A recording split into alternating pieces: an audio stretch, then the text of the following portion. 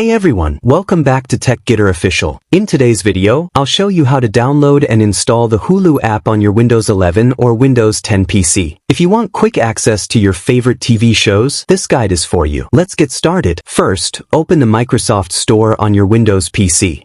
The Microsoft Store is the official place to download apps safely and securely for Windows 11 and Windows 10. Once the Microsoft Store opens, click on the search box at the top and type Hulu. When the search results appear, look for the official Hulu app. Click on the Hulu app to open its download page. Here you'll find information about the app, screenshots, ratings, and system requirements.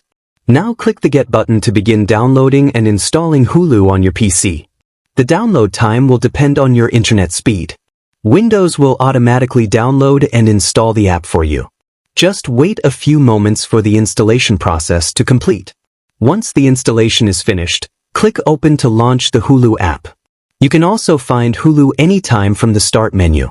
When the app opens, enter your Hulu email address and password to sign in.